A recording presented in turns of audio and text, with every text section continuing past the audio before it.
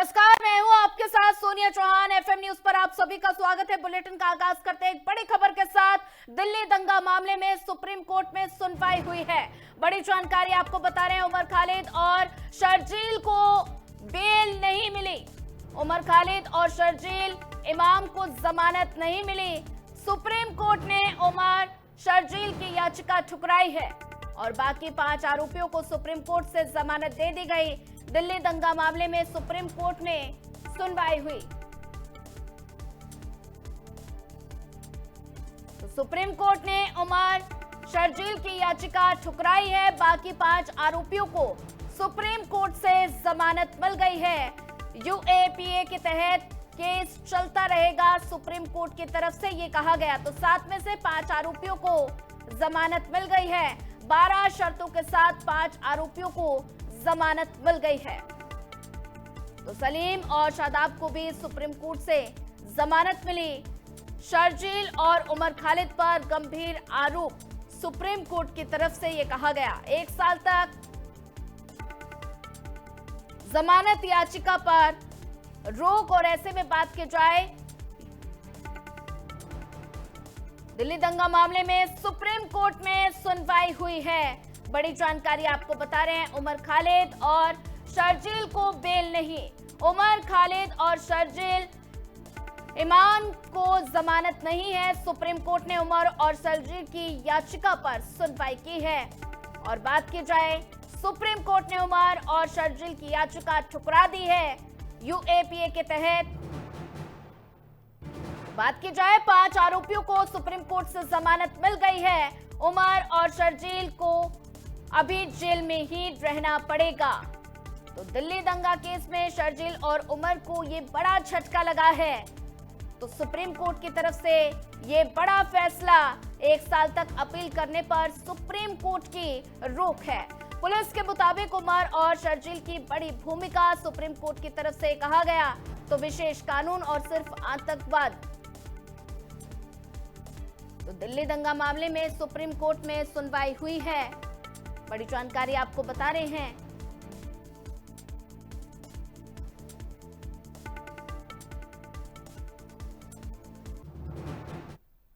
और वहीं हमारे साथ इसी खबर पर 3 मेहमान जुड़ चुके हैं। परिचय सबसे पहले मैं आपका करा देती हूँ। नवीन दुबे राजनीतिक विशेषज्ञ हमारे साथ जुड़ चुके हैं और बीजेपी के नेता आशीष हांडा भी हमारे साथ जुड़ चुके हैं।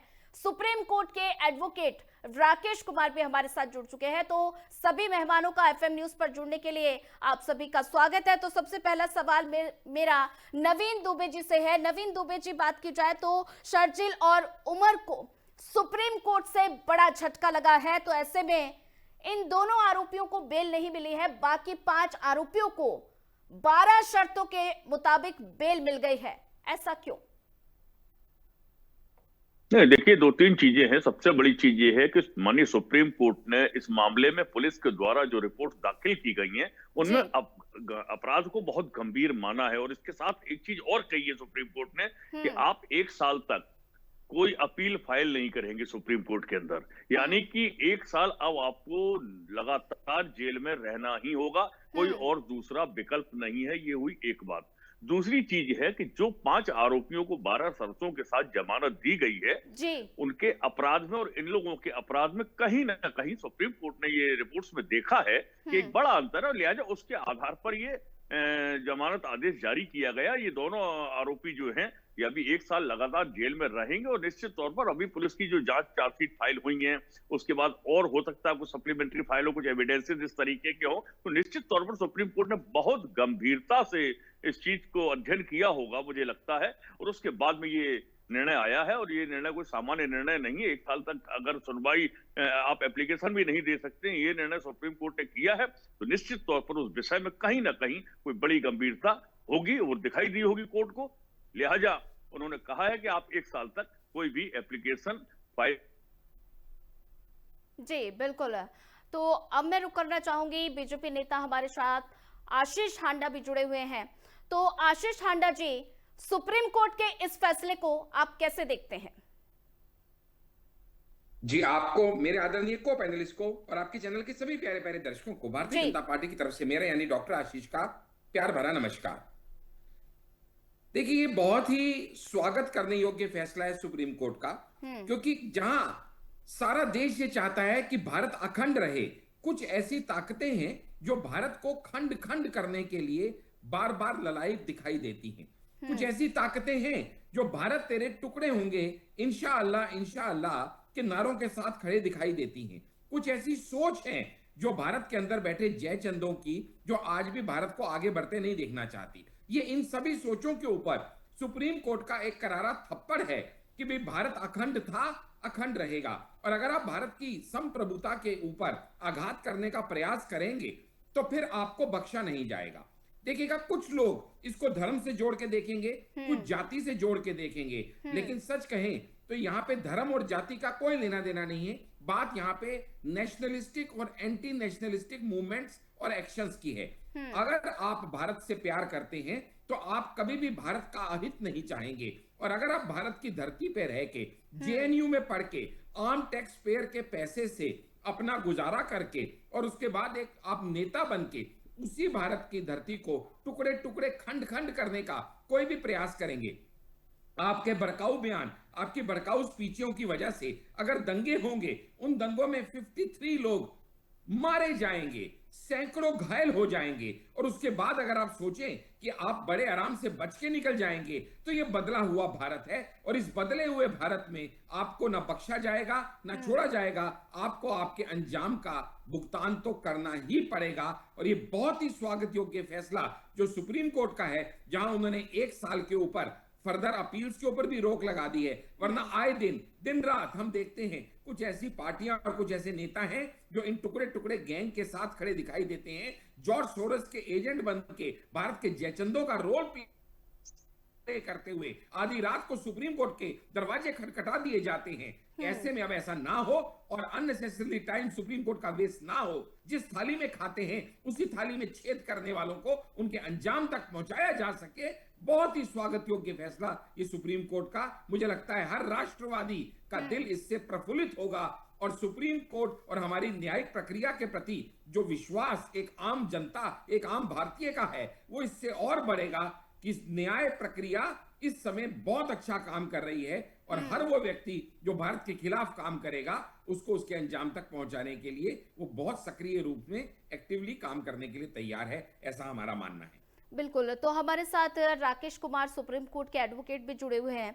तो राकेश जी, आपसे जानना चाहेंगे कि ऐसे में 2 आरोपियों को बेल नहीं मिली है, बाकी 5 आरोपियों को 12 शर्तों के अनुसार बेल मिल गई है, तो ऐसे में और क्या-क्या प्रावधान है? देखिए, पहले तो हमें ये समझना होगा कि हमारे जी। देश में जो अंडर ट्रायल होते हैं, हाँ, अंडर ट्रायल बेल जो हमारे देश में रूल है, और जेल है एक्सेप्शंस। तो अगर बेल डिनाई किया गया है वो भी सुप्रीम कोर्ट लेवल पे, तो जरूर हमें ये देखना होगा कि बहुत ही सुप्रीम कोर्ट ने ये पाया कि इनका जो इन्वॉल्वमेंट है बहुत ही गंभीर है। और अब हमें ये भी समझना है, मैं बाकियों के लिए भी बता रहा हूँ कि ये अगर जो इनका अपराध है इसको हम आम अपराध से ना जोड़ें। इसमें फर्क है। एक क्रिमिनल एक्टिविटी, एक जो आम क्राइम होता है, और जो टेररिस्ट की जो एक्टिविटी होती है, जो आतंकवाद वाली एक्टिविटी होती है, दोनों में फर्क है। तो इसको कोर्ट ने अभी तक प्रिमा फेसाई ट्रायल में ये पाया है कि ये आतंकवाद के तरह का अपराध इन्होंने किया है, उसमें पाया गया। तो इस तरह, इसलिए इसमें हमारे यहाँ हमारी पार्लियामेंट ने यूपा, एक अनलॉफुल एक्टिविटीज प्रिवेंशन एक्ट 1967 जो है पार्लियामेंट ने पास किया था। उसमें एक बड़ा एक सेक्शन है जो 43D5 सब क्लॉज 5, उसमें कोर्ट को ये अधिकार है कि वो बेल डिनाई कर दे अगर उनको ये लगता है कि जो एक्यूज है उनका इन्वॉल्वमेंट है टेरर एक्टिविटी में, उनका प्लानिंग में इन्वॉल्वमेंट है, तो वो बेल डिनाई कर सकते हैं। तो ये पार्लियामेंट ने ही कोर्ट को बाध्य कर दिया है। तो ये बाध्यता भी है कोर्ट की। कोर्ट ऐसा नहीं है कि कोर्ट कोई पॉपुलर सेंटीमेंट में काम कर रही है, कानून ऐसा है। कानून ये कोर्ट को कहती है कि अगर इस तरह से अगर लगे कि किसी का डायरेक्ट इन्वॉल्वमेंट है आतंकवाद में, तो आप उसको बेल नहीं देंगे। तो ये भी बाध्यता। तो कोर्ट को हमेशा कानून के हिसाब से चलना होता है, सेंटीमेंट के हिसाब से नहीं चलना होता है। तो ये एक तो ये बाध्यता है। और आप देखेंगे कि वो जब आज जो ऑर्डर प्रोनाउंस किया गया जजमेंट, उसमें कोर्ट ने ये पाया चार्जशीट में और अभी तक के जो ट्रायल है उसमें ये पाया गया कि जो इनका जो सर्जिल इमाम और उमर खालिद, इनका जो रोल है वो एक सेंट्रल एंड फॉर्मेटिव रोल, ये शब्द इस्तेमाल किए गए कि इनका मतलब सेंट्रल और फॉर्मेटिव रोल का मतलब है कि ये मुख्य अभियुक्त है। अभी तक ये पाया जा रहा है कि इनका ही बहुत बड़ा हाथ है, इन्वॉल्वमेंट है, और इनका इन्वॉल्वमेंट जो उन्होंने पाया कि प्लानिंग में, मोबिलाइजेशन में, मतलब अगर कोर्ट ने डिनाई किया है बेल तो उन्होंने एक आधार दिया है कि क्यों नहीं इनको बेल दिया जा सकता है। इनका इनका इन्वॉल्वमेंट प्लानिंग में है, इन्होंने प्लान किया है, सब मोबिलाइज किया है, स्ट्रेटेजिक डायरेक्शंस दिए हैं उसमें, जो कि मतलब एक आम अपराध से कहीं भी ऊपर है। तो ये कोर्ट ने बड़े अच्छे से एग्जामिन किया है, उसका एक आधार बताया कि हम इनको क्यों नहीं बेल दे रहे हैं।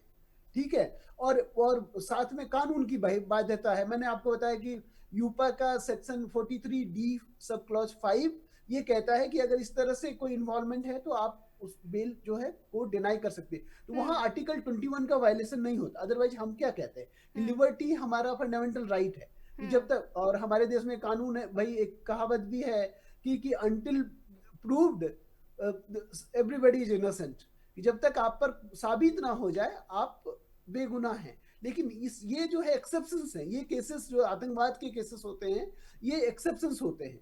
ये सो इनमें इनको अलग तरह से देखा जाता है और इनका ट्रायल अलग होता है।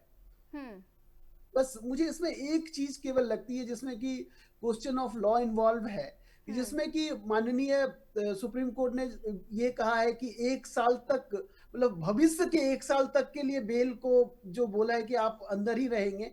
ये क्वेश्चन ऑफ लॉ है और इस पे काफी जो है न्यायविद जो है वो डिबेट कर सकते हैं कि क्या ये कर सकते हैं। क्योंकि हमेशा जब अंडर ट्रायल होता है तो आप देखेंगे कि जब हम लोग भी प्रैक्टिस करते हैं तो क्या होता है कि जब अगर चेंज ऑफ सर्कमस्टांसेस है तो उसमें हमें अधिकार होता है कि हम फिर से कोर्ट न्याय का दरवाजा खटखटा सकते हैं। लेकिन यहाँ इन्होंने ये किया कि इनके लिए न्याय का दरवाजा 1 साल के लिए बंद हो गया। अब ये फर्क, अभी ऐसे एसएलपी का ऑर्डर है, इसमें ये रिव्यू डाल सकते हैं, क्यूरेटिव डाल सकते हैं, उसमें वो अपील कर सकते, इस ऑर्डर को अपील कर सकते, लेकिन बेल के लिए वो फ्रेश नहीं जा सकते, कानून का दरवाजा नहीं खटखटा सकते।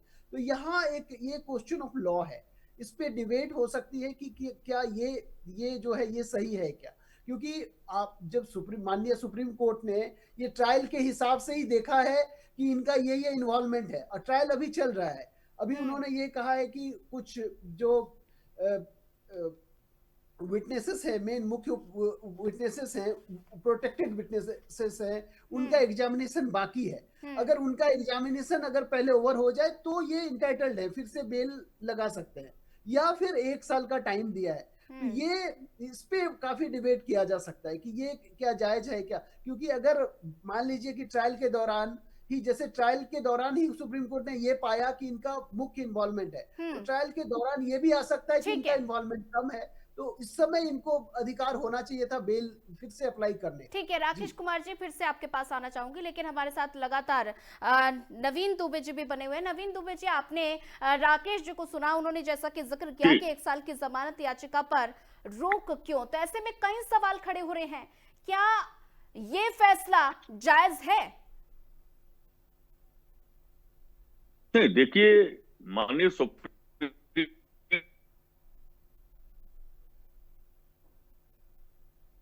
नवीन जी, आप सुन पा रहे हैं? कोर्ट का जो आदेश होता है या जिस तरीके की टिप्पणी होती है, लगता है कि हाँ जी जी, मुझे आपकी आवाज आ रही है। आपको मेरी आवाज आ रही है? जी जी, आपको आ रही है मेरी?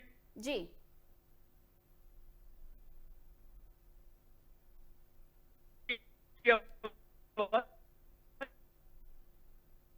नवीन जी, आपकी आवाज क्लियर नहीं आ रही है।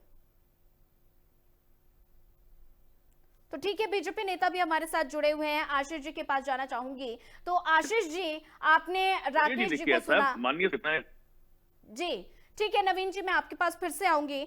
तो आशीष जी, आपने राकेश जी को सुना, उन्होंने 1 साल की जमानत याचिका लगाने पर उन्होंने बड़ा अच्छा से अपनी जानकारी साझा की है। तो ऐसे में बात की जाए तो दिल्ली दंगे की बात की जाए तो दिल्ली दंगे किसकी शय पर हुए और भारत के खिलाफ दिल्ली दंगे की साजिश किसने रची?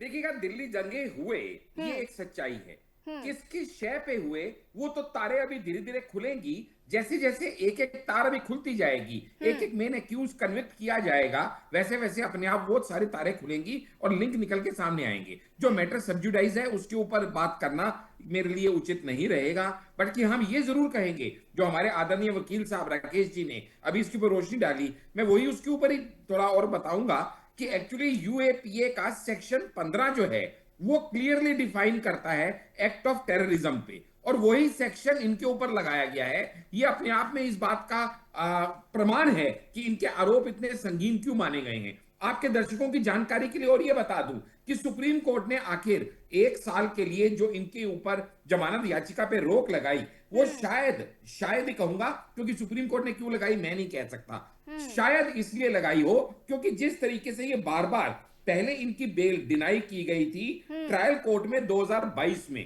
जहां इन्होंने अप्लाई किया, इसके बाद भी ये माने नहीं, कोर्ट ने समझा बेल देने लायक नहीं है, फिर ये हाई कोर्ट चले गए। हाई कोर्ट में अक्टूबर 2022 में इनकी बेल के ऊपर रिजेक्शन लगा दी गई, ये तब भी माने नहीं। इसके बाद सितंबर 2023 में ये सुप्रीम कोर्ट चले गए। सुप्रीम कोर्ट में इनकी बेल एप्लीकेशन 14 बार जो थी बेल प्ली को एडजर्न किया गया, ये तब भी माने नहीं। इसके बाद फिर सुप्रीम कोर्ट में फिर ये गए, और अब सुप्रीम कोर्ट ने ना सिर्फ बेल के ऊपर रोक लगाई है, बल्कि ये कहा है कि भैया बार बार आप ही की बेल सुनने का हमारे पास अलावा और भी बहुत काम है, हम सिर्फ आप ही को बेल देने के लिए नहीं बैठे हैं। बार बार एक अलग अलग court, trial court, high court, supreme court आपको रिजेक्शन कर रहा है, तो उनको कोई ना कोई तो वहां पे, जबकि हमारे देश में बेल जो है वो मिलना नॉर्मल है, जैसे कि अभी हमारे आदरणीय राकेश जी ने कहा, लेकिन जेल ना देते हुए बेल देना यहाँ पे प्रावधान है। फिर भी अगर आपको इतने सारे कोर्ट नहीं दे रहे हैं बेल, तो कोई तथ्य होगा, और वो तथ्य क्या है? वो तथ्य सीधा सा है कि भैया धर्म प्रेम अब हम नहीं करेंगे, अब हम सिर्फ राष्ट्र प्रेम के ऊपर ही ध्यान देंगे। इसलिए हमें किसी धर्म से, किसी जाति से, किसी वर्ग से कोई लेना देना नहीं है। भारत का संविधान शरिया कानून से नहीं चलेगा। भारत का संविधान जो है वो संवैधानिक प्रक्रिया के अनुसार, कानूनी प्रक्रिया के अनुसार चलेगा। अगर आपके कर्म पाए जा रहे हैं कि देश की संप्रभुता के खिलाफ हैं, और अगर आप एंटी नेशनल एक्टिविटी में लिप्त पाए जा रहे हो, तो आपको यूएपीए आपके ऊपर स्लैब भी किया जाएगा, और उसी प्रावधान के अनुसार आपको कठोर से कठोर दंड देने के लिए भी हम लोग बाध्य होंगे। ये सुप्रीम कोर्ट का क्लियर मैसेज है जो स्वागत योग्य है, और सभी राष्ट्रवादी जिसको बोलते हैं राष्ट्र प्रेमी जितने भी हमारे भारत के हैं, वो इस निर्णय से संतुष्ट होंगे। बाकी जयचंदों का तो हम कुछ कह नहीं सकते, वो सदा से थे और आगे भी रहेंगे, क्योंकि इसी में उनकी रोटियां सिकती हैं। जॉर्ज सोरोस से फंडिंग इसी बात की आती है कि अखंड भारत को कैसे खंड खंड करने के लिए आप अंदर से प्रयास करें, और वो प्रयास उनके नित्य अलग अलग माध्यम से चालू रहेंगे, वो भी हम उसके लिए तैयार हैं। लेकिन सुप्रीम कोर्ट का ये फैसला एक अपने आप में निर्णायक फैसला है, जो उन जैसे कई लोगों के लिए नजीर बनेगा कि अगर आप भारत की अखंडता के साथ खिलवाड़ करोगे तो आपको बख्शा कदापि नहीं जाएगा। ठीक है, हमारे साथ राकेश कुमार भी लगातार बने हुए। राकेश कुमार जी, जैसा कि आपने आशीष जी को सुना, उन्होंने जिक्र किया सबूतों का, उन्होंने जैसा कि जिक्र किया, क्या सबूतों के लिहाज से अगर देखा जाए तो इन दोनों आरोपियों के जो अन्य 5 आरोपी हैं उनकी तुलना में ये जो 2 आरोपी हैं, इनके खिलाफ क्या कठोर सबूत थे, इसकी वजह से ये फैसला लिया गया? जी बिल्कुल कठोर सबूत थे। और देखिए, हमारे देश में आतंकवाद के खिलाफ जीरो टॉलरेंस की बात होती है, और होनी भी चाहिए। आतंकवाद से घिनौना और कोई अपराध नहीं है, और इसमें इनके खिलाफ सबूत थे। इसको कोर्ट ने अपने ऑर्डर में लिखा है। वही मैं आपको बता रहा था कि इन्होंने ये कहा है कि ये जो 2 एक्यूज हैं, इनका जो सेंट्रल और फॉर्मेटिव रोल था, सेंट्रल मतलब मुख्य रोल था इनका दोनों का, ये चीजें वर्ड आई हैं। अगर जब भी आप ऑर्डर जजमेंट बाहर आएगा तो आप देख पड़ेंगे उसमें। और उन्होंने ये लिखा कि involvement in the level of planning, कि जब आप प्लान कर रहे हैं, आप ही प्लान कर रहे हैं, सब कुछ मोबिलाइज कर रहे हैं। मोबिलाइज का मतलब ये होता है कि आप जो रिसोर्सेस पहुंचा रहे हैं लोगों को, मोबिलाइजेशन कर रहे हैं, उनको मोटिवेट कर रहे हैं, तो इसमें पाया गया इनका रोल। स्ट्रेटेजिक डायरेक्शन, ये पढ़े लिखे लोग हैं, ये ऐसे नहीं है कि सड़क से उठा के लाए गए हैं लोग, ये पढ़े लिखे लोग हैं, इनकी पहुंच बड़ी बड़ी थी, तो इन्होंने डायरेक्शन दिया, स्ट्रेटेजी बनाई, स्ट्रेटेजिक डायरेक्शन दिया, लोगों को गाइड किया।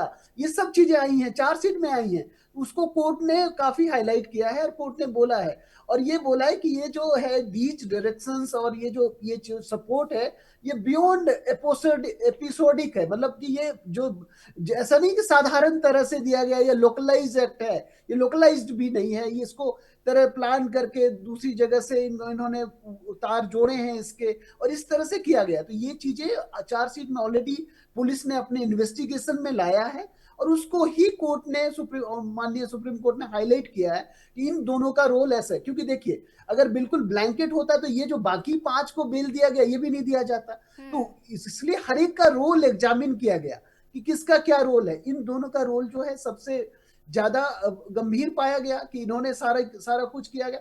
इनके थोड़े बाकियों के रोल थोड़े कम थे, और इनका अभी भी ट्रायल होना है, इनमें देखना। तो इसलिए 5 को जमानत दे दी गई है, और इन दोनों को जमानत इसलिए नहीं दी गई है कि इनका बिल्कुल सेंट्रल रोल है और इनका बिल्कुल फॉर्मेटिव रोल है, इसलिए इनको जमानत नहीं दी गई है।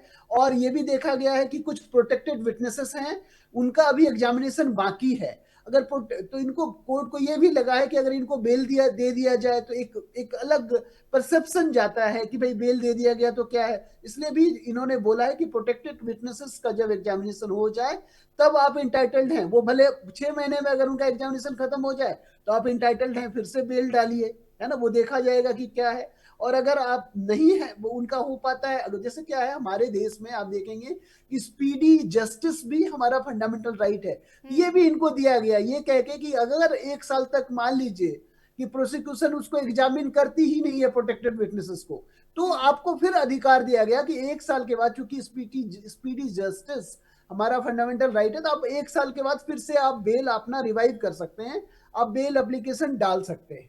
तो ये सुप्रीम कोर्ट का ये मानना है। ठीक है। तो आशीष जी के पास जाना चाहूंगी। आशीष जी, बात की जाए शर्जील और उम्र के लिए, न्यूयॉर्क के मेयर जोहरन ममदानी भी अपील करते हैं, क्या केस को इंटरनेशनल लेवल पर ले जाने की कोशिश है? मैं तो कहूंगा ये अपने पैर में कुल्हाड़ी मारने वाली बात है। हम शुरू से ये कहते आए हैं कि भारत के अंदर के जो जयचंद हैं वो बाहर की ताकतों के एजेंट बन के काम कर रहे हैं, और बाहर से जब इस तरह से न्यूयॉर्क के मेयर का कोई भी लेटर ठीक जजमेंट से 2 दिन पहले आता है तो ये अपने आप में हमारे शक को सबूत में बदलने का काम करता है कि जो बाहर की ताकतें इन लोगों को बढ़ा चढ़ा के प्रस्तुत कर रही हैं, बाहर के मीडिया चैनल्स जिस तरह से इनका गुणगान करते हैं, जिस तरह से ये टेररिस्ट को फ्रीडम फाइटर्स के तरीके से प्रेजेंट करने का, ग्लोरीफाई करने का काम किया जाता है, ये हमारे शक को और पुख्ता करता है कि भारत के संविधान के अंदर यह बिल्कुल निषेध है कि कोई बाहरी ताकत हमारी संप्रभुता और हमारी अखंडता के अंदर हस्तक्षेप नहीं करेगी, और हम उसको स्वीकार नहीं करेंगे। लेकिन ठीक है, बाहरी ताकतें जो मर्जी करते रहें, हमें पता है हम ऐसा नहीं होने देंगे, और हमारी जुडिशरी जो है उसका एग्जाम्पल पूरे वर्ल्ड में दिया जाता है। जब क्लियर कट वीडियोस हैं इन दोनों के, जहां पे वो चिकन नेक को के माध्यम से आसाम को भारत से काटने की बात करते हैं, जब वो दिल्ली को चक्का जाम करने की बात करते हैं, जब वो बाहर के डिग्निटरीज के आने पे दिल्ली में रॉयट्स करते हैं, और किस लिए? क्योंकि सीएए और एनआरसी का विरोध हो रहा है। वो सीए और एनआरसी जिसका फॉर्मेट भी तब तक आया नहीं था, वो सीए और एनआरसी जिसके बारे में भ्रांतियां फैलाई जा रही थी, वो सीए और एनआरसी जहां पे कहा जा रहा था तुम कागज नहीं दिखाओगे तो तुम्हें बाहर निकाल दिया जाएगा, जो कि टोटल एक मिथ था। इसलिए किसी को बाहर निकालने का सवाल ही नहीं था। वो तो अब शुरू हुआ है एसआईआर, वो तो तब तो था जो बाहर के हिंदू हैं उनको अगर जरूरत पड़े, अगर वो प्रताड़ित हैं तो उनको हिंदुस्तान के अंदर उनको पनाह दी जाए। लेकिन जिस तरह से मिसकंसेप्शन फैला के भोले भाले लोगों को भड़काने का काम किया गया, दंगे कराने का काम किया गया, भारत को तोड़ने का प्रयास किया गया, उसके लिए ये दंड जरूरी है। ठीक है आशीष जी, समय का अभाव है। हमारे साथ जुड़ने के लिए आपका धन्यवाद। राकेश कुमार भी हमारे साथ एडवोकेट जुड़े हुए थे, आपका भी धन्यवाद।